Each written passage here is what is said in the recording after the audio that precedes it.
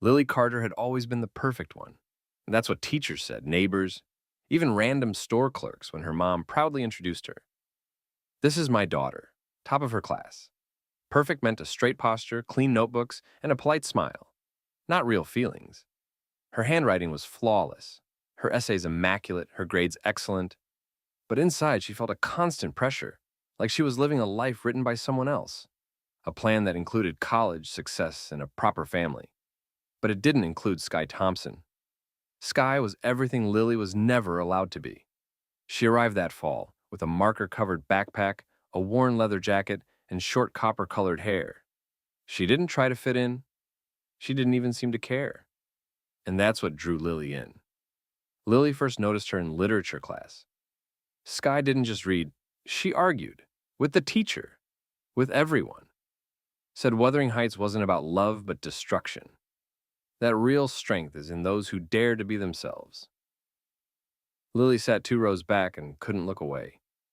They met in the library. Lily dropped a copy of To the Lighthouse, and Sky picked it up, looked at the cover and said, "Careful, books like that can change your life. Or at least shake it up a little." Lily laughed, genuinely, for the first time in days. From that moment, everything began. They worked on a school project, talked for hours about books, shared playlists and dreams. Sky sketched, and one day, when Lily peeked into her notebook, she saw her own face. "You're drawing me? You're fascinating to capture. You're totally different on the inside." That phrase stayed in Lily's head for weeks. Inside her, a battle raged between what she was supposed to do and what she felt when she looked at Sky. Sometimes she wanted to shout, "I like her laugh. I like her eyes. I want to hold her hand." But the words stuck in her throat. Every time Sky touched her, during break, passing a notebook, Lily felt electricity. And every time she looked at her, she wondered, if this is so wrong, why does it feel so right? That day felt ordinary. A crisp February. Sunlight cutting through the dusty hallway windows. Sky and Lily walked back from the library, arms full of books, both smiling. "Ever wanted to disappear?" Sky suddenly asked. "Sometimes," Lily admitted, "when I felt like I wasn't enough." "What if you're not wrong? What if you're just you?" Lily stopped. Those words unlocked something inside. "Can I?" She wanted to say, "Hug you, stay, tell you everything." But Sky didn't let her finish. Sky simply took her hand. It wasn't a show, not a statement. It was breath. A step forward. Lily didn't pull away. She held it tighter. And the world around them vanished. There was only this hand. Warm, steady, right. "You're shaking," Sky whispered. "I'm not afraid. Not with you," Lily whispered back. She looked at Sky and thought, this is real. My truth, my choice. Let the world wait. But the world didn't wait. A small click, and everything shattered. Lily turned. Becca stood by the wall. Former friend. Phone in hand, smirking.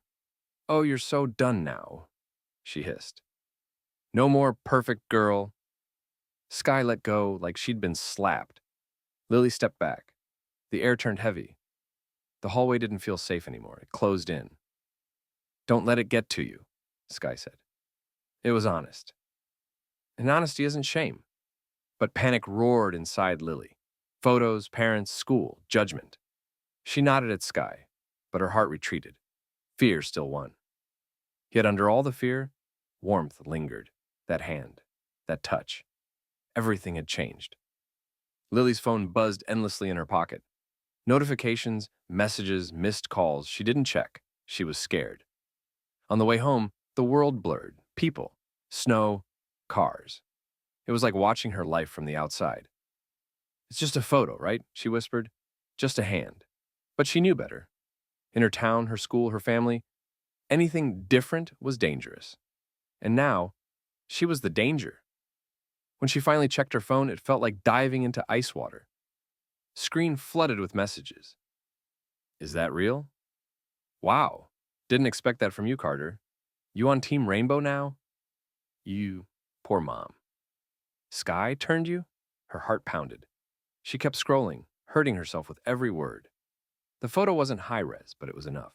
Their faces, their hands, their expressions, vulnerable, real, and now, viral. She tried to delete it. Pointless. It was already everywhere. On other phones, in Becca's grin, in every eye that saw it. Lily stopped at her house, took deep breaths. Maybe her parents hadn't seen.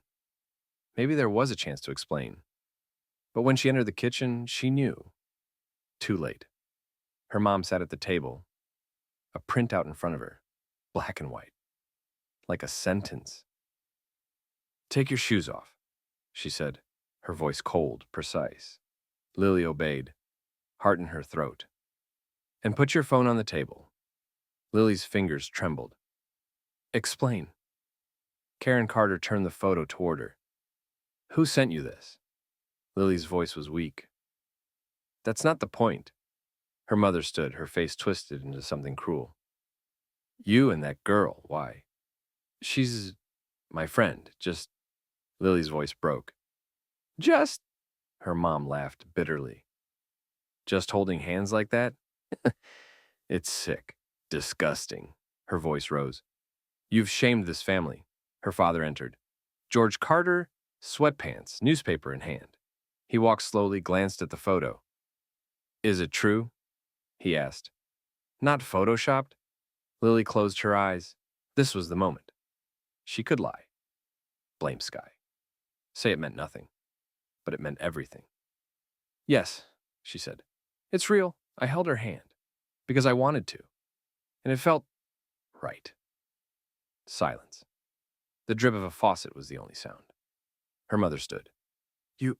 You're sick," she hissed. Her father looked away, shoulders stiff. "Do you understand what you've done?" Her mother continued. "People are already talking. Becca called. Even the history teacher sent me the link. After everything we gave you?" "I never asked to be perfect," Lily whispered. "I just don't want to lie anymore." Her mother left the room, returned minutes later with a suitcase. "Until you fix this," her voice trembled with rage, "you will not live under our roof." "You're kicking me out?" Her father placed a house key on the table. Didn't meet her eyes. "Think about it. If you come to your senses, we're here. And if I don't, then you have no family," he said flat. Lily stood at the door, suitcase in hand. Behind her, the house where she grew up, her room, her childhood, her lies. She didn't cry. Not yet. She sat on a bench near the library, worn, creaky, faded paint. The street lamp buzzed above. She hugged her suitcase like a lifeline. A book peeked out of her backpack. Orlando. She didn't know why she brought it. Maybe because Virginia Woolf would understand. Her stomach ached with hunger. Her hands were cold, fingers pale. But none of that mattered. The real pain was inside. She was nowhere. No home, no family, no point of reference. On the bench, she sat as if on the edge of the world.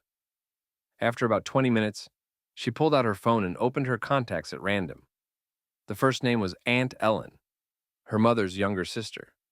They had never been especially close, but as a child, Ellen bought her books, gave her stuffed animals, and once said, "What matters most is being yourself, even if it makes others uncomfortable."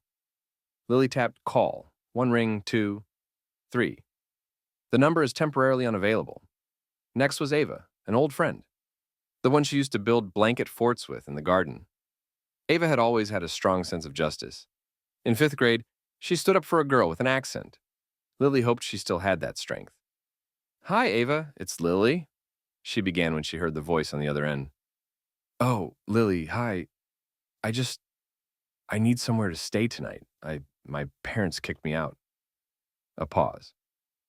"Oh, my grandma's here, and my mom says this whole thing is complicated. Sorry, okay? Hang in there. Sky seems to really like you. That's sweet." Click. Dial tone. Lily leaned back against the bench. The sky hung low above her, like it wanted to crush her. She had become a problem, a burden, a source of shame. No one opened their doors. Not literally, not figuratively. No one. At some point, she started shaking, not from cold, but from something deeper, like her body was trying to shake loose all the pain she had stored. The fear, the shame, the loneliness, the despair. She imagined her room, the one she knew by heart, with its neatly arranged books. The note to Sky she had never delivered, still under her pillow. The dresses she hated still hanging in her closet. And in the kitchen, maybe her mother had already cut her out of the family photo or thrown it away. How could she be so close and so forgotten? Lily took out her notebook.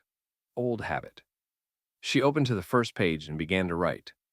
Today I am no one, no name, no address, no rights, just a girl who held another girl's hand.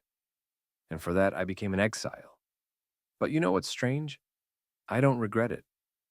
The tears came again, but she didn't wipe them away. She didn't hear the bicycle approach, only felt someone was near. You're freezing, came Sky's familiar, slightly raspy voice. I was looking for you. Lily looked up. Sky stood in front of her, disheveled, out of breath, her hair damp, worry in her eyes. Why didn't you text me? She asked. I didn't want to drag you into it, Lily whispered. Sky said nothing. She just sat beside her, moved the suitcase aside, sat on the bench and hugged Lily. Too late. I'm already in it, and I'm not leaving. And for the first time in days, Lily allowed herself to believe. Maybe she still existed. Maybe she still had a hand to hold. They sat together in silence. Just breath. Just heartbeats. I have an idea, Sky said. There's a girl in town. Amber. I know her from an LGBTQ forum. She helps kids who've been kicked out. I can message her. What if she says no? What if she says yes? 20 minutes later, Sky showed her the reply. Let them come. A couple days for sure. Address? She has a spare room. It's in the basement, but there's heating. A basement is fine. Lily exhaled. They stood from the bench. The wind had picked up. Sky took off her scarf and wrapped it around Lily's shoulders. We've got this, okay? Do you really believe that? I don't know, Sky admitted. But I choose to believe it, because this is our path, and we're the ones making it. Then she added, and I'm never letting go of your hand. Amber lived near the old warehouses where windows were covered with paper and buildings looked tired from time. It took nearly an hour to walk there. Sky carried the suitcase. Lily held her backpack. Snow clung to their soles, fingers ached from the cold. But in Lily's chest, for the first time, a small flicker of hope stirred. Amber opened the door cautiously. When she saw them, she simply nodded. Come in, quick, before the wind gets in. The apartment was warm. Downstairs, a former laundry room turned into a small flat. Peeling walls, but there were rugs, string lights, and shelves of books. Its temporary mattress, heater, kettle, showers upstairs. If you help keep the place clean, you can stay longer, Amber said. I was like you once. Only I didn't have a Sky. That first night passed in silence. The mattress creaked. Lily couldn't sleep. She listened to every sound. Sky lay beside her on her side, and Lily could feel her warmth even through 2 blankets. You awake? Lily whispered. Yeah, Sky replied. I'm thinking about how much has happened, and how weird it is that I still feel alive. Me too. And I feel guilty, because part of me is happy, despite everything. Sky smiled in the dark. Because this is ours. Not your mom's. Not school's, not Becca's, just ours. The next morning, Amber brought leftover oatmeal and a bag of cheap coffee. You need a plan. Running forever isn't living. Sky grabbed a sketchbook and began to draw, trying to distract herself. Lily pulled out her old journal. It was worn, covered in childhood stickers. But it was the only place she could speak freely, and she wrote, For the first time, I don't feel like I'm living someone else's script. I feel pain, fear, but it's mine. I'm not homeless. I'm on my way home. Only now, that home is inside me. Sky peeked at the notebook. You have to post that. I'm scared. More scared than living a lie? Lily stared at the words, then opened Amber's laptop and started a blog. She called it Unashamed. Her first post began, I just held her hand, and then I lost everything, but maybe that was the beginning. The blog spread faster than she expected. Dozens of comments on the first day. Girls from other states, other countries. Some wrote, You are me. Others just, Thank you for speaking up. Sky came up behind her and hugged her. You did it. I just told the truth. And the truth is always a revolution. 2 days later, an invitation came. A podcast focused on LGBTQ youth.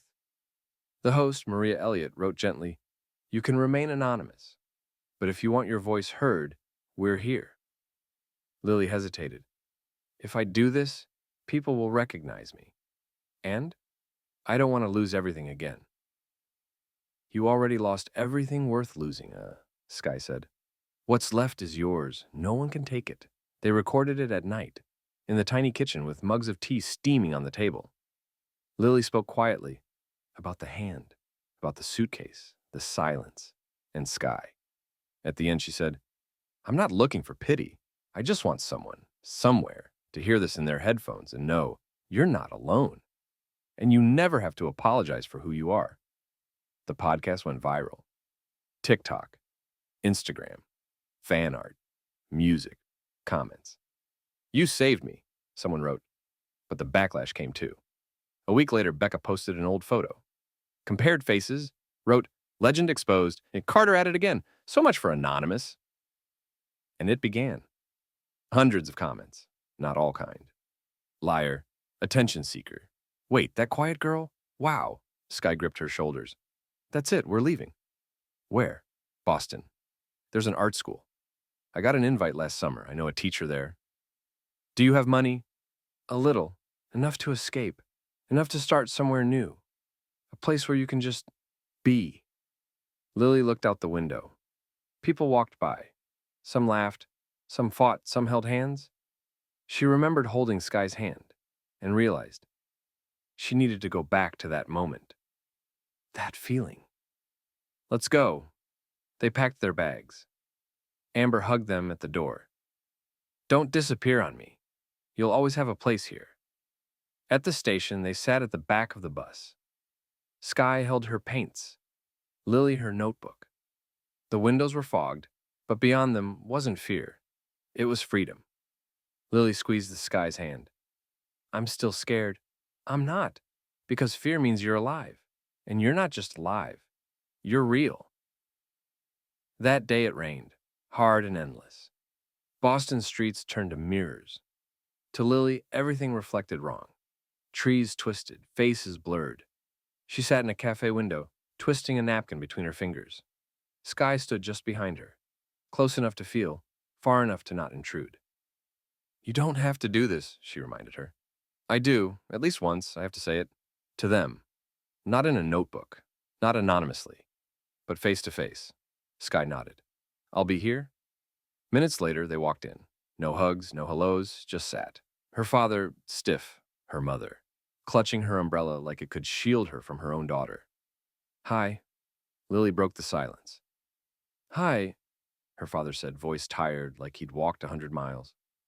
Thank you for agreeing. I didn't come for you, I came for me, because I need to say this. The mother didn't look at her, only at her hands, clutching the edge of a napkin. You look different, the father said. Freer, maybe. For the first time, I'm not living under the label of expectations. That gives a face, Lily said coldly. Silence fell. It was deep, dense, as if no one knew what to say. We listened to your podcast, the father said, twice, at least I did. Mom, he glanced at Karen. She did too. Karen flinched. I didn't know you felt that way, that it hurt you. Did you ever ask? Lily's voice trembled. Even once? The mother said nothing. You saw a good girl, an honors student, but I wasn't a person. I was a list of achievements on your fridge, until I became a disgrace. Karen looked up. Her eyes were filled with a bitterness Lily had never seen. Do you really think it didn't hurt me back then? That I just wanted to throw you out? You did throw me out, Lily said firmly. Not metaphorically.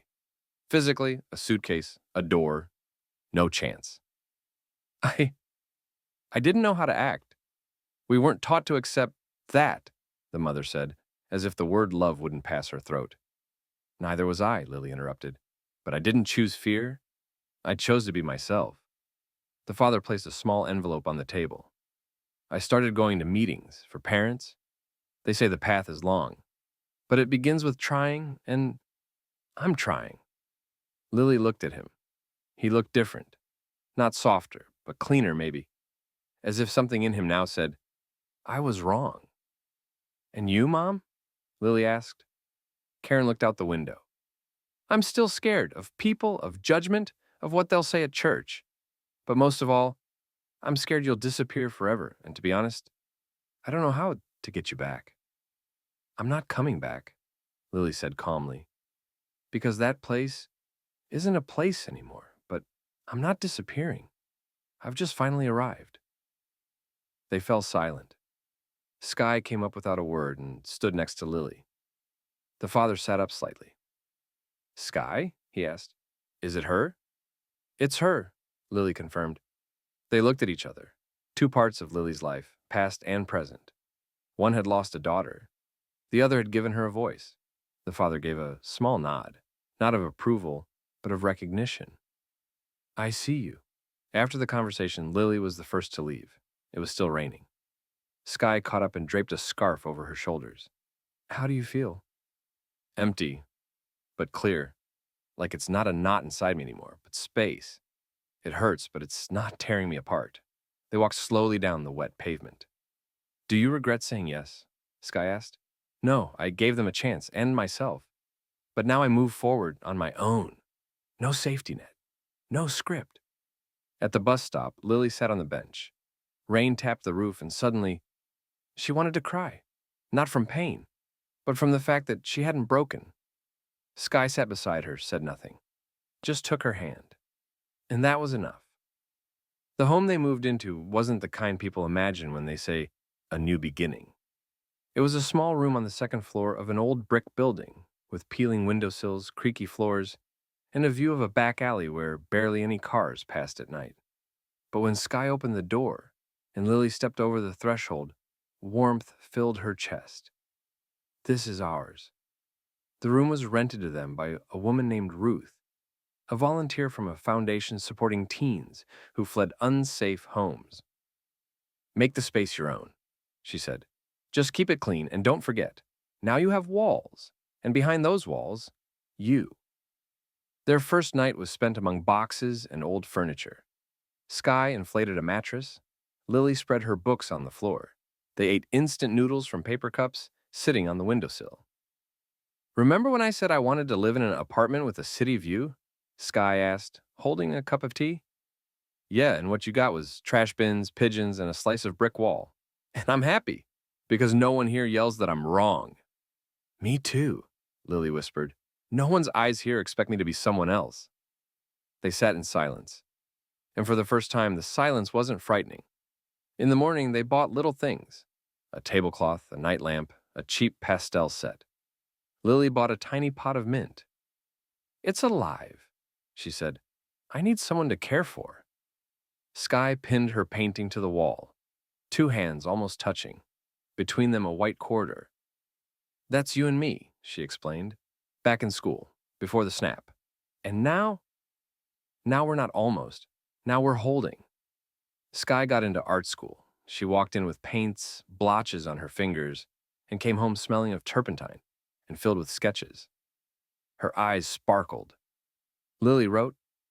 She started a real blog under her real name. At first she was scared, then she wasn't. Her words were read, commented on, shared. Even an actress reposted her blog. The girl thrown out for love found her voice, and now speaks for hundreds. It was strange and scary, but not destructive anymore. One day she received a letter, a real one, by mail. On the envelope, a familiar handwriting. Her father's. Lily, I don't understand everything. I don't always know how to speak. But I read, I watch, I see that you've become strong. And if you ever want to talk, I'll be waiting. Dad. She held the letter for a long time without opening it, as if it was already a conversation. Sky came over. Is it important? It's the past, but not poisonous. Just roots now, she smiled. And now I'm a sprout, on my own. They hung a sign on the door, painted in acrylic by Sky. Home is where someone holds your hand, not pushes you out the door. One day Aunt Ellen came. Lily opened the door and froze in surprise. Hey, sweetie, Ellen said. You've become so different. Is that bad? It's wonderful. She stepped inside and looked around. There's more life in your voice, more strength in your posture. Pause. Your mom called me. She said, I want you to see her. Tell me what she's like now. So here I am. They talked for a long time about childhood, about how Lily used to stay silent when she was hurting, about how scary it is to be yourself when everyone expects a role. I'm afraid, Lily admitted, that all this is temporary, that we'll lose the roof again, that I'll end up in emptiness again. You will, sometimes. Life doesn't promise safety, but you're not alone anymore. And that is armor, she added. You're not an exception, Lily. You're a beginning for others, for yourself. Late that night, Lily and Sky sat by the window. The lamp cast a warm light.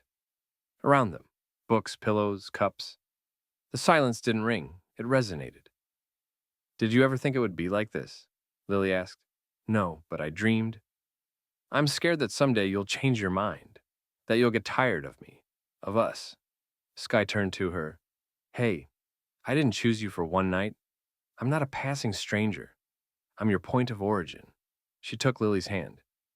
And as long as you're holding, I'm holding. Their photo appeared online again.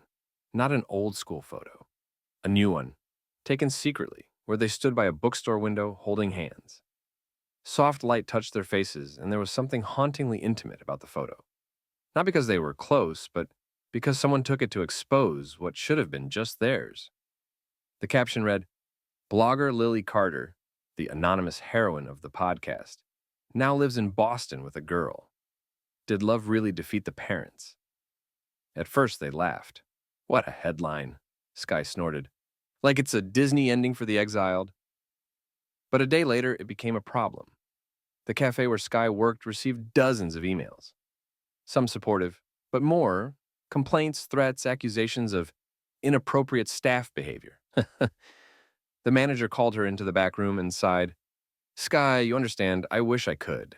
But these are elderly clients, old sponsors, you get it. She did, but it didn't make it easier. That same evening, Lily got a message from a former school friend. You're everywhere now. Even my mom showed me your blog. Then she said, that's what freedom leads to. It was worse than hate. It was dismissal. As if everything they'd been through was just a whim, a case of she brought it on herself. Lily clenched the phone like she wanted to crush it. I don't want to be read anymore, she told Sky.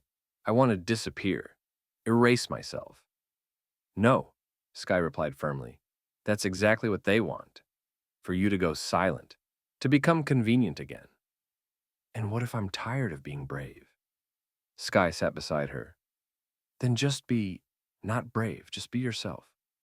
I'll be right here. The next blow came from Missy, the teacher who helped them get housing. I can't let you stay in the apartment any longer, she said gently. The foundation needs reports. And after this media wave, they said it could damage our reputation. I'm so sorry. Lily nodded, though Missy couldn't see it. It's okay. Thank you for everything. When she hung up, the room fell silent, as if the air had been exhaled. We're being evicted, she said. Sky said nothing. Then she walked over to the wall where their sign hung. Home is where someone holds your hand, not where they push you out the door. So, packing our bags again? Running again? No, not running, moving. They were looking for housing again. Through LGBTQ forums, student groups, and social media. Everything was full, closed, or too expensive. At some point, Lily said, maybe that's enough. Maybe I should go back to them. Try to be just Lily again. No blog, no podcast, no Sky. Sky flinched. She didn't say a word, just walked out, slamming the door behind her. Half an hour later, she returned, sat down across from Lily. Don't ever say that again, she said. Why not? Because you're not just Lily. You're the one who made hundreds of others feel like they weren't alone. Because when you say you're ready to give it all up, you're giving up on me too. I'm scared, Sky. We don't have a home. No money, no safety. But we have us, Sky said, and that, damn it, is more than most people ever get. They found shelter in a small dorm room at the art school. The room was temporary but free. They were given a fold-out bed, a table, and kitchen access. Sky began drawing even more. Her works became darker, deeper. One showed two figures standing on the edge of a rooftop. Between them, the sky, and a thin thread stretched between their fingertips. Is that you and me? Lily asked. That's us. Always on the edge, but still holding on. One evening, Lily checked her email and froze. A message had come. From Becca. Lily, I look at all this and think, you didn't break. I wouldn't have survived. I'm ashamed of what I did back then, but mostly, I'm envious. Because you're living, and I'm still hiding. I'm sorry. Lily stared at the screen for a long time, then closed her laptop. Becca apologized. How do you feel? Sky asked. That I don't want revenge. I don't want to yell, so now you get it. What? I just want to live. Without war. Sky smiled. Then let's go, live. They walked along the waterfront.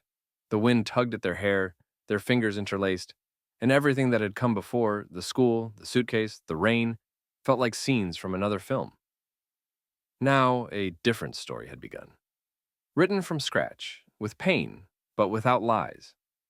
Spring in Boston always arrived suddenly.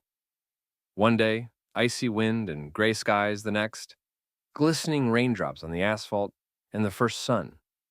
The air felt a little lighter, as if the city were letting go of winter, not just from the trees, but from the people too.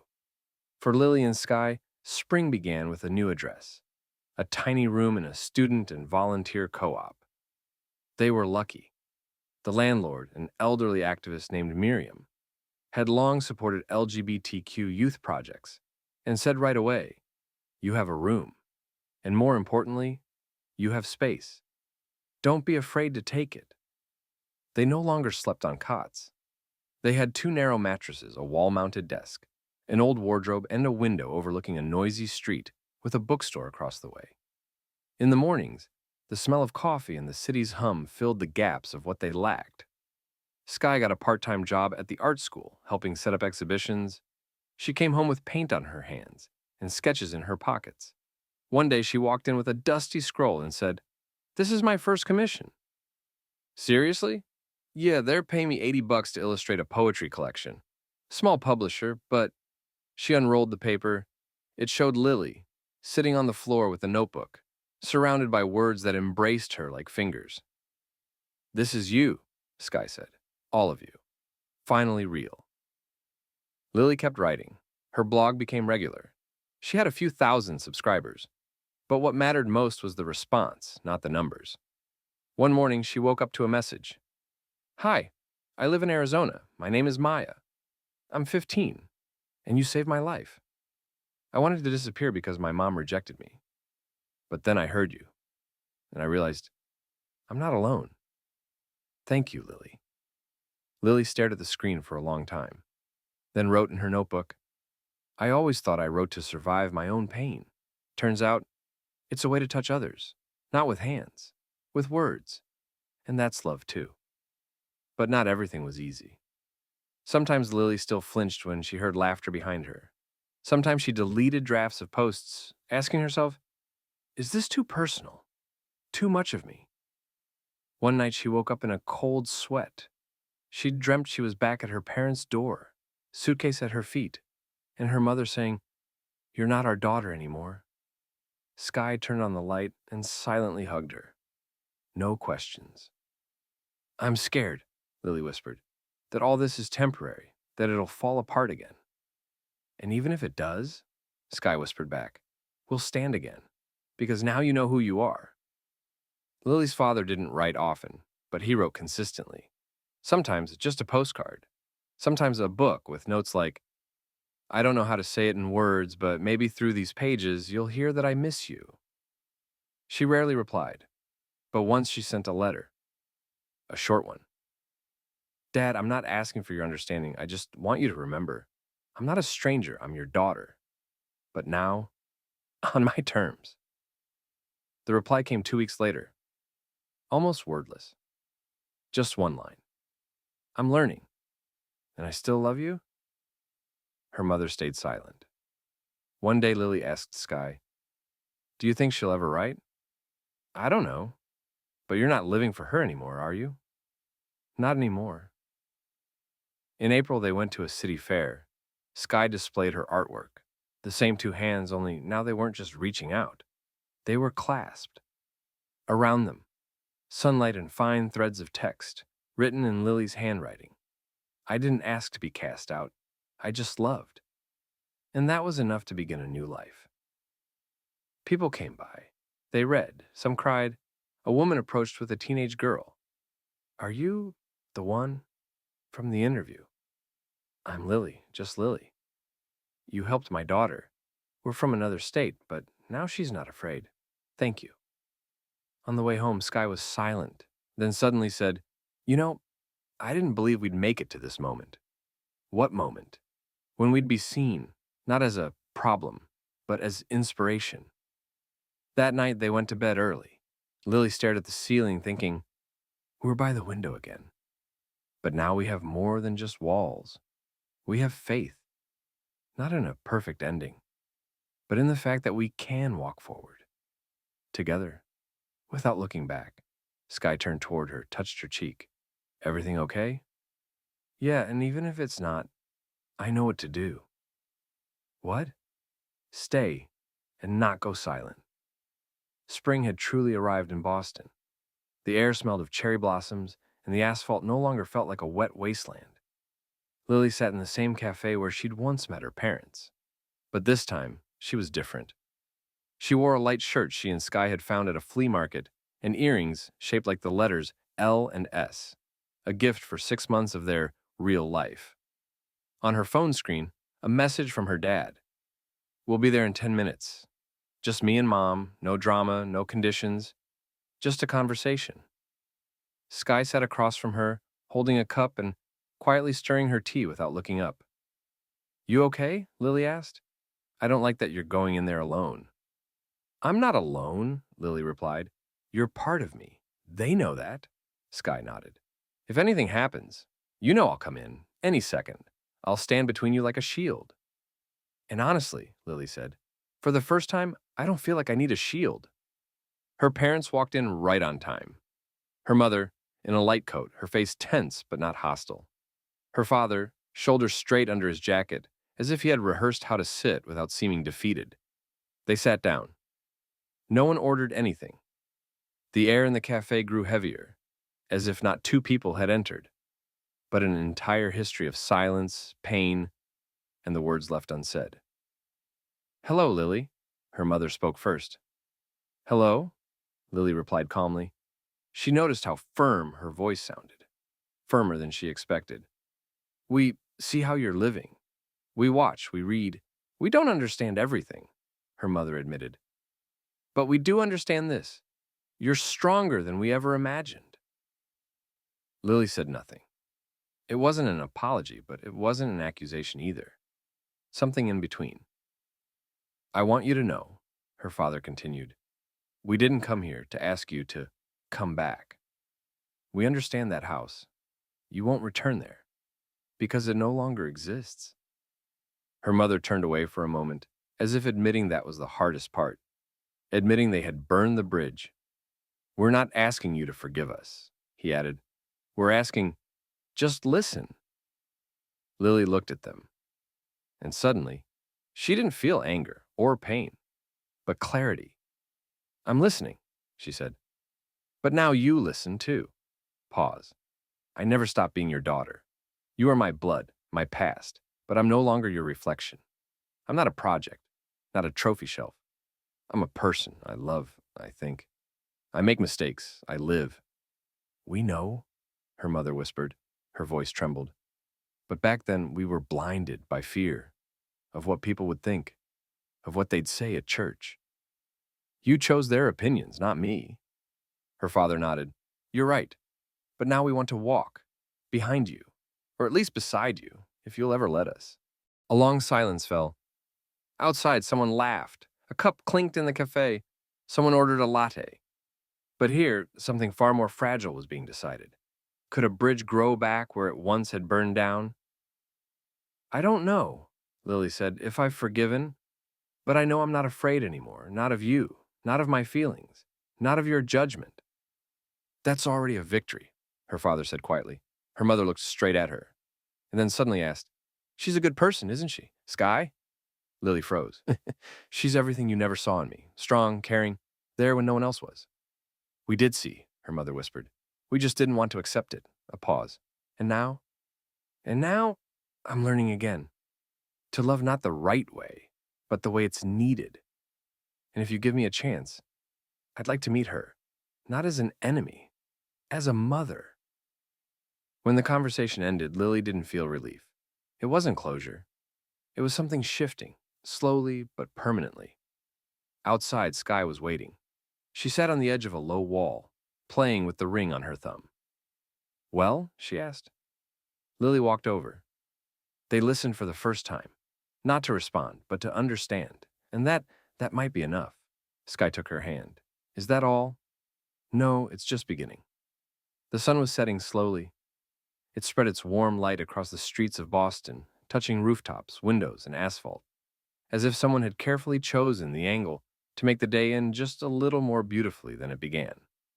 Lily and Sky walked through a park they'd never been to before. Everything felt new. Benches with carved backs, a bridge over a pond with lazy ducks, the sound of a guitar drifting from somewhere nearby.